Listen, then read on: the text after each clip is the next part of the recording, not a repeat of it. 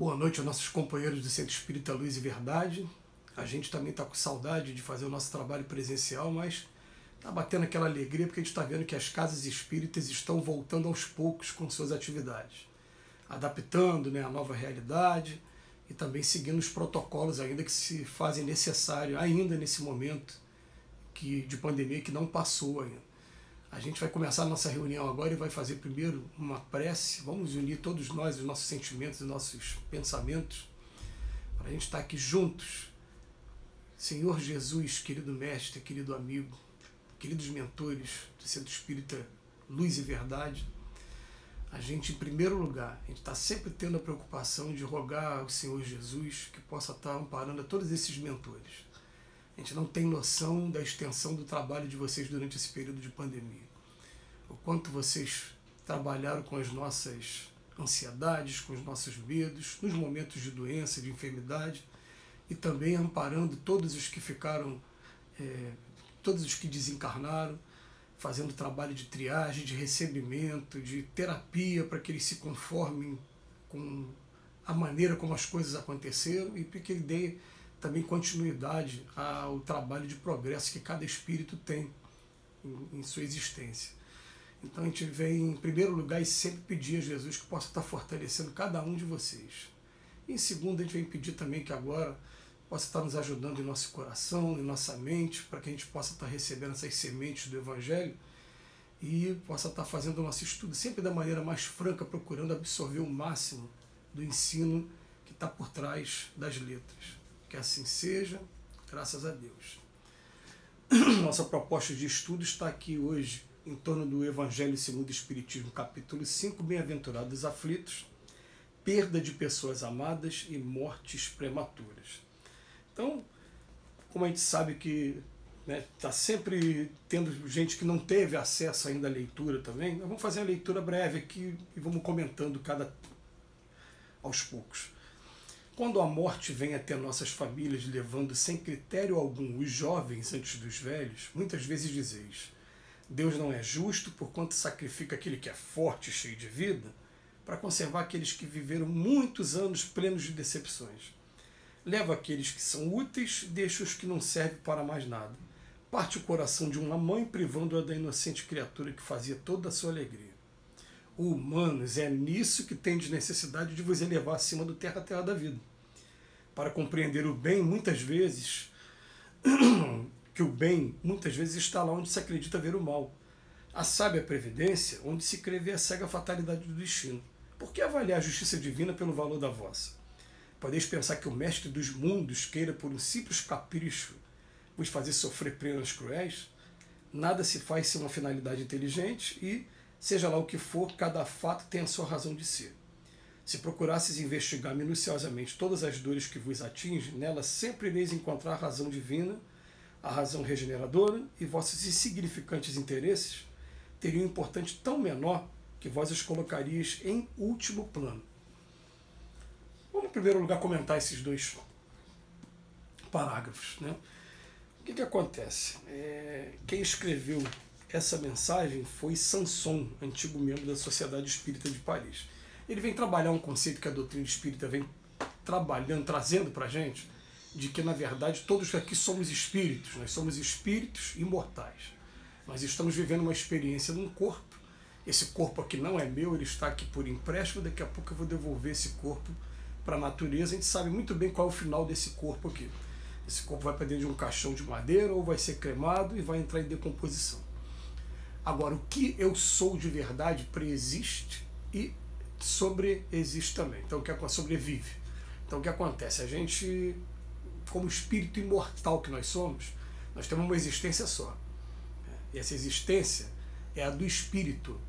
Então, o espírito que entra na matéria quantas vezes for necessário até chegar ao ponto do progresso, até chegar à sua perfeição. Mas nós estamos vivendo num mundo em que a grande característica nossa enquanto espíritos aqui é que a gente traz, todos nós, sem exceção, uma parcela muito grande ainda de egoísmo, de orgulho e de vaidade. E por esse motivo, principalmente pelo egoísmo, a gente quer que as coisas aconteçam da maneira que a gente quer e aí, muitas vezes a gente cega para entender a providência divina. a passagem por esse mundo é uma passagem temporária. A gente fica aqui um tempo muito curto e isso não precisa ir muito longe para a gente ver que os dias estão passando, esse corpo físico está envelhecendo, junto com a velhice do corpo físico, muita maturidade vai acontecendo com todo mundo, querendo ou não querendo. Se não for maturidade através dos estudos, da leitura, é a maturidade através da vida e das provas e expiações que a gente vive, né?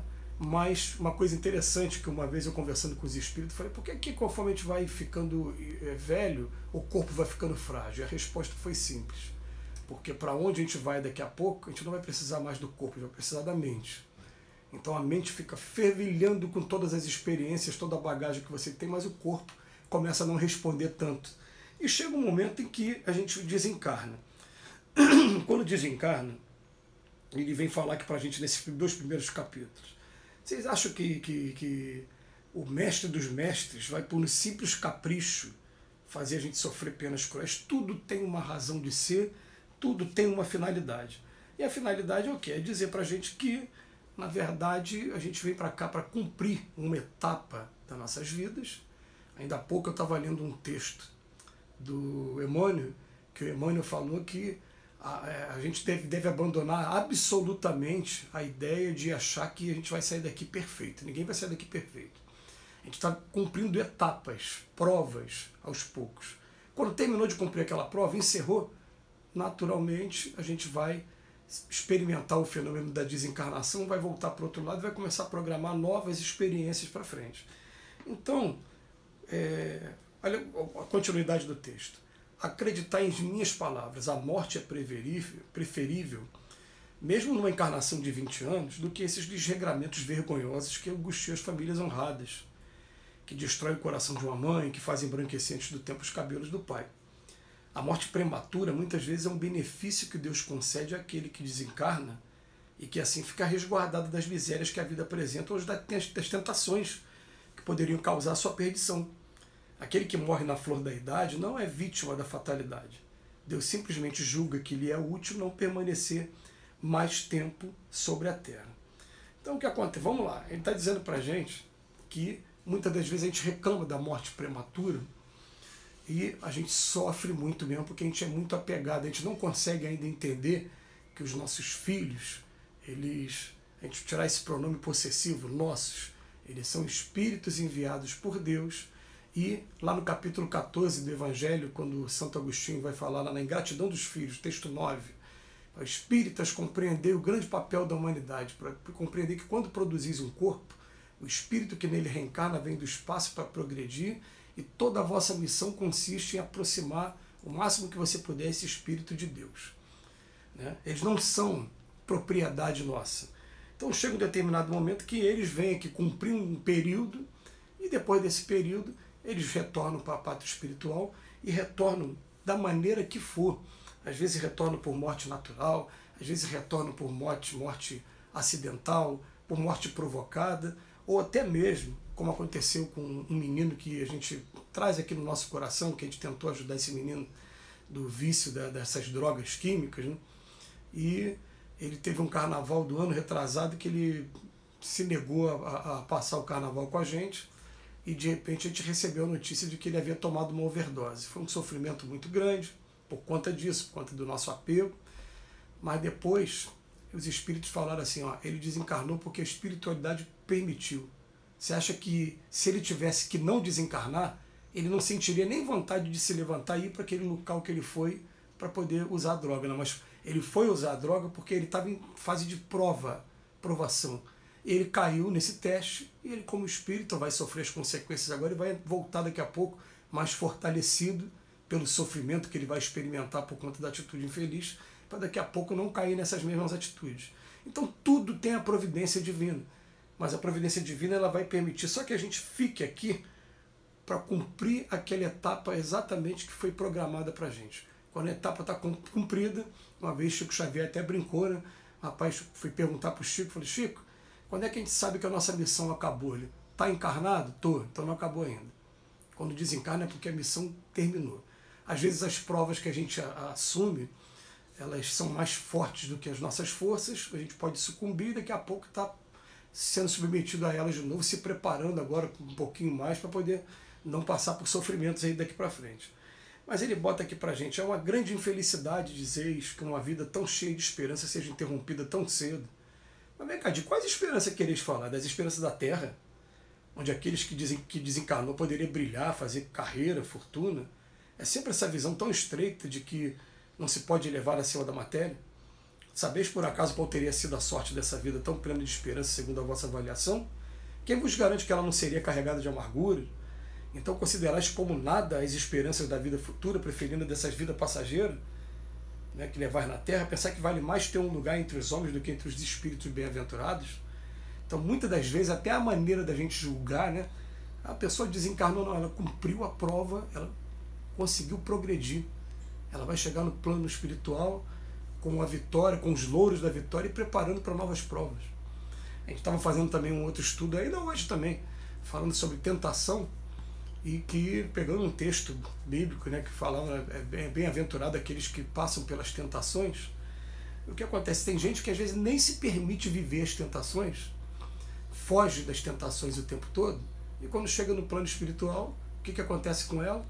É um trabalho todo por fazer, ela nem iniciou ainda. E tem gente que às vezes entra nas tentações, está caindo, está apanhando, mas já iniciou o processo de aprendizado, daqui a pouco vai estar fortalecido e vai poder falar o Pai Nosso assim, não nos deixeis cair em tentação, daqui a pouco não vai estar mais caindo nas tentações, né? Então a gente tem que entender que a vida que a gente leva aqui é prova, é expiação, e prova e expiação está fortalecendo cada um de nós. Todas as experiências, tudo que acontece com a gente está fortalecendo a gente, nos preparando para o futuro. Aí ele vem aqui para a gente, olha, alegrai-vos em vez de chorar quando Deus resolve retirar um de seus filhos desse vale de miséria. Não é egoísmo desejar que ele fique aqui na terra para sofrer convosco? Essa dor se concebe naquele que não tem fé, que vê na morte uma separação eterna. Mas vós espíritas, sabeis que a alma vive melhor desembaraçada do seu invólucro corporal. Mães, vós sabeis que os vossos filhos bem-amados estão perto de vós, sim, bem perto. Seus corpos fluídicos vos cercam, seus pensamentos vos protegem, a vossa lembrança os enche de alegria, mas também as vossas dores sem razão os afligem, porque elas denotam falta de fé e porque são uma revolta contra a vontade de Deus. Isso é uma coisa muito séria, gente, é uma coisa muito séria, porque é o seguinte, depois quando terminar esse vídeo aqui, quem tiver a curiosidade, entra no YouTube, que hoje está disponível aí de graça pra gente, coloca lá as cartas de Chico Xavier, as mães de Chico Xavier. Um é um filme e o outro é um documentário. Esse documentário eu acho até mais interessante, que você vai ver as mães falando mesmo. Foram até o Chico, receberam carta do filho que havia desencarnado, e os filhos falando, mãe, cada vez que a senhora chorava, desejava morrer também, né, sofria daquele jeito, eu estava recebendo tudo aquilo, parece que eu cheguei aqui do outro lado e eu adoeci, eu estou pior do que quando eu estava aí.